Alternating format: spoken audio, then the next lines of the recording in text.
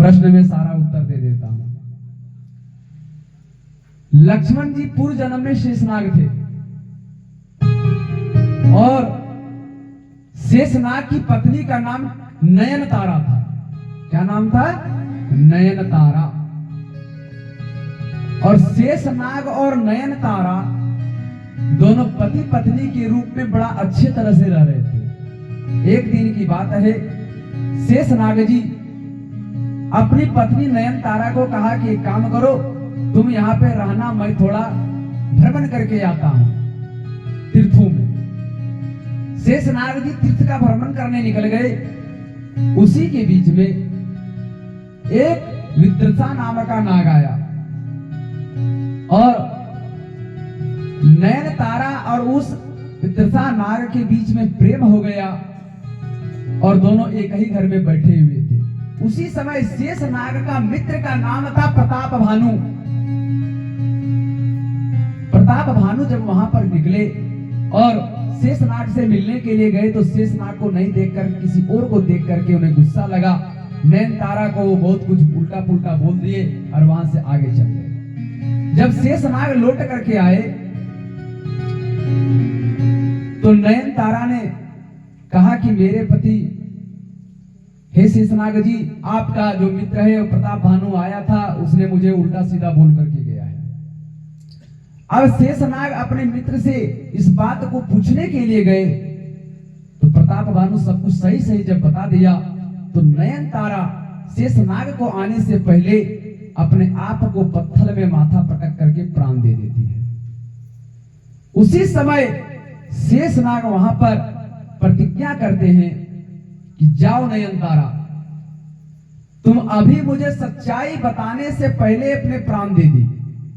जाओ, जब रामा अवतार होगा, जब मैं लक्ष्मण के रूप में आऊंगा और तुम जब सुपनखा के रूप में जन्म लोगी, उस समय पूरा जगत के सामने मैं तुम्हारे नाक कान को काटूंगा। उसी प्रतिज्ञा को पूरा करने के लिए रावण की बहन सुपनखा का नाक कान जो है लक्ष्मण जी ने काटा था। ये कथा आपको रंगनाथम रामायण से मिलेगा, लवनिक रामायण में इसकी कथा पूरा मिलेगी। और उससे भी अगर जाना है तो आप जाकर के इसी कथा को अग्नि पुराण में भी इसका व्याख्यान मिलता है। और इस प्रकार से कह करके शेषनाग अपने मित्र से मिलने के लिए प्रताप भानु के पास जाते हैं और वही प्रताप भानु भी उसमें प्रतिज्ञा लेता है कि हे नयनतारा, जब अगला जन्म में विदिशा नाग से जब तुम्हारा विवाह होगा तो उसको भी हम ही मारेंगे। और वही सुपनखा का पति बना जिसका नाम था विद्युत जीवा। सुपनखा का पति का नाम क्या था? विद्युत जीवा। और रावण ने उसे मरवाया था। उसी प्रतिज्ञा को पूरा करने के लिए प्रेम से बोली आनंद कंद भगवान की। इधर धुंधकारी जो जुआ शराब खेलना प्रारंभ कर दिया था, घर में तोड़ फोड़ मचाना प्रारंभ कर दिया और जब पैसे खत्म हो गई तो पिताजी को भी पिटना प्रारंभ कर दिया, माता को भी पिटना प्रारंभ कर दिया, घर का सारा सामान निकाल कर बेचना प्रारंभ कर दिया। और एक दिन ऐसी नौबत आ गई कि अपने पिताजी को मार करके घर से बाहर कर दिया और मां बेचारी घर में अकेली पड़ गई। तब धुंधकारी ने एक दिन का समय लिया और अपनी मां को मार करके कुआं में डाल दिया। जय जय सिया राम। अब घर में वो स्वतंत्र हो गया, घर में अकेला राजा बन गया। घर का जितना भी संपत्ति था सारा संपत्ति को बेच करके जुआ खेल गया, सारा संपत्ति को बेच करके शराब पी गया और एक नहीं 5 कन्याओं से विवाह कर लिया। और कहा गया है विनाश काले विपत्ति बुद्धि, जब विनाश का समय आता है तो बुद्धि उल्टा हो जाती है। धुंधकारी के साथ भी वही हुआ। अब 5 पत्नियां घर पे हैं, घर में खाने का कुछ नहीं है तो क्या करेगा भाई? वो चोरी करेगा, चोरी करना प्रारंभ कर दिया, डकैती करना प्रारंभ कर दिया, अनेक प्रकार का कुकृत करना प्रारंभ कर दिया। एक दिन की बात है, 5 उनकी पत्नियों ने मन में सोचा कि एक ना एक दिन तो इतना चोरी डकैती करता है, ये पकड़ा ही जाएगा, मारा ही जाएगा। और फिर हम लोग भी फंस जाएंगे। क्यों ना आज रात इसका राम नाम सत्य कर दे। रात के समय में धुंधकारी शराब के नशों में धूत होकर के अपना घर पहुंचा। पत्नियों ने उसकी पांचों पत्नियों ने, किसी ने पैर पकड़ा, किसी ने हाथ पकड़ा, कोई उसका गला दबाया, कोई उसके मुंह में जलता हुआ कोयला डाल देती है और कोई लाठी से पीटती है। और पांचों पत्नी मिल करके उसको इति श्री रेवा खंडे पंचमोध्याय जय जय सिया राम। मरण हो गया, मर गया, तड़प तड़प के मर गया धुंधकारी। और मार देने के बाद उन पांचों पत्नियों ने सोचा इसको कहां ले जाएंगे। जहां मारी थी वहीं पे गड्ढा करके उसको दफन कर दी। गांव वाले भी देखने नहीं गए। क्यों नहीं गए? अरे वो वैसा व्यक्ति ही था, गांव में किसी से पंता नहीं था, गांव में सबके घर जाके चोरी करता था, सबके घर बदमाशी करता था, तो ऐसे व्यक्ति को देखने कौन जाएगा। और वो पांचों पत्नी जो भी धन संपत्ति था लेकर के चक्रभू चक्कर हो गई। एक समय की बात है, गोकर्ण जी महाराज तीर्थों में भ्रमण करते हुए अपने गांव पहुंचे। गांव वालों से पता चला कि उनका भाई बड़ा कुकर्मी निकल गया, अधर्मी है, भाई मर चुका है। वो जानते थे। अपने घर गए, घर में कुछ भी नहीं था। जिस जगह पर धुंधकारी को दफनाया गया था, गाड़ा गया था, उसी जगह पर उन्होंने अपना कंबल बिछाया और सो गए। कुछ ही समय हुआ होगा सोने में, कभी शेर के रूप में, कभी सियार के रूप में, कभी हाथी के रूप में अजीब अजीब आवाज आ रहा था। हा देव, इस प्रकार का आवाज जब बार बार उनके कानों में आया तो गोकर्ण जी महाराज उठ करके बैठे गए। उन्होंने उस प्रेत से कहा कि अरे तुम कौन हो? पर उस प्रेत में बोलने की शक्ति नहीं थी। तब उन्होंने अपने कमांडलों से जल निकाला और प्रेत के ऊपर थोड़ा सा छिड़क दिया। उनके कमांडलों से अभिमंत्रित किया हुआ जल जैसे ही उस प्रेत पर पड़ा, उस प्रेत में बोलने की शक्ति आ गई।